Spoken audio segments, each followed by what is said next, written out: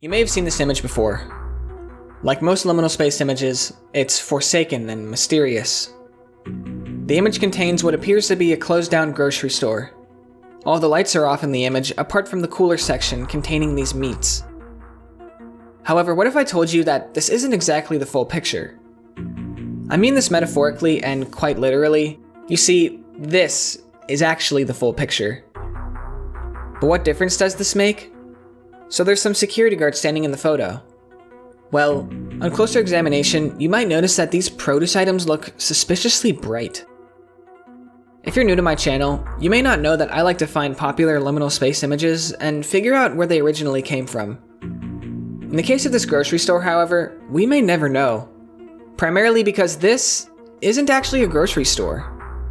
Originally posted by Rhettledge on Reddit, this image is actually of a refrigeration unit factory, containing a fake grocery store in order to test products. All the food featured in this store, some even being name brand, are completely fake.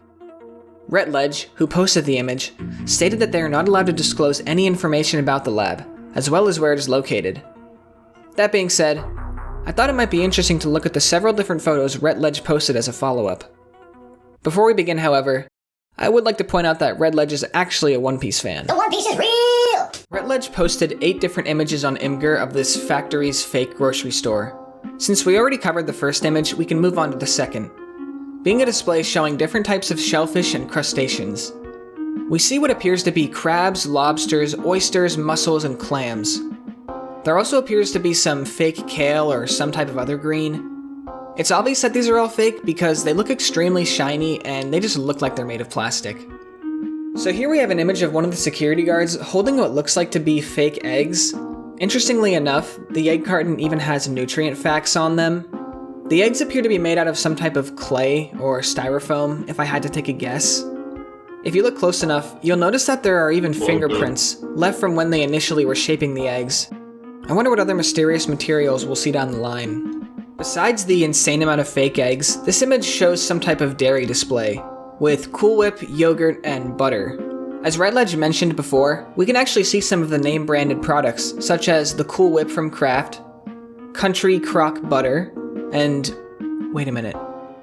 Kirkland Butter? But the only store that sells Kirkland brand is... Did we just figure out what company built this factory? No wonder these displays were so recognizable. Next, we've got some close-up of fake meat, once again displaying the nutrient facts of the product. However, these look especially unappetizing, as Rhettledge revealed that these are actually meat sponges, which is pretty obvious once you know it, but I don't think I would have been able to figure it out just by looking at it. They're pretty strange looking. So this image actually reveals quite a lot. We see 3 different types of cabbages, a variety of mushrooms, cucumbers, leeks, eggplants, asparagus, carrots, a bunch of different bell peppers, and tomatoes. There looks to be another display on the side as well, which I'm gonna guess has apples, being that they're green and red. There also is a long refrigerated section at the back, hosting a variety of frozen meat products, with the entire bottom shelf being empty for some reason.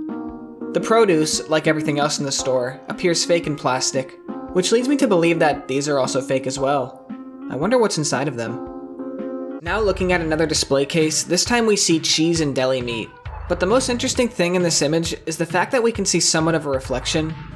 If you look close enough to the right of the image, we can make out either a bunch of windows or another refrigerated section. Unfortunately, we'll never know the true size and scale of this fake grocery store, as the photos are pretty limited in the building's overall scale. But I think it's safe to assume that it's not too large. These are probably just the reflections from the lights we saw earlier, if not another area with refrigerated lights. Bringing our series of images to a close, we see the original image taken by Rhettledge, this time with all the lights of the facility turned on. All of the fridges are turned on as well, compared to the original photo, where only some of them were turned on. So out of these 2 images, which looks more liminal to you? The dark and eerie image or the brighter one? I'd love to hear what you all have to say about this. As usual, before I end the video, I wanted to share some images uploaded by Mercury the Entertainer. Mainly because this first image really caught my attention. I was intrigued by this black and white zigzagging pattern. Paying more attention to the image, there's honestly a lot going on. It shows this long empty hallway with what looks to be a baby traffic cone sitting in the middle, and maybe a person all the way at the end. Image ruined. The ceiling has these hanging lights with these red metal strips going across, almost partitioning each fixture. They don't appear to be turned on, and none of the other lights appear on as well. It seems like most of the light in this image is all natural. The second image they posted also appears to be of this location. However, this image was so small that it led me to believe that they might have not actually taken these images themselves. So I did a little digging and found out that this is actually a mall in New Jersey known as Valley Mall Plaza Outlet, located in Irvington. The website has some interesting images as well. Some of them are really questionable, but I thought it was a rather cool find.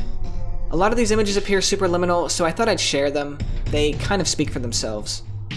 If you want to see a breakdown on some of these images in the future, also feel free to let me know, because there's a bunch of these images for some reason. Like, a lot.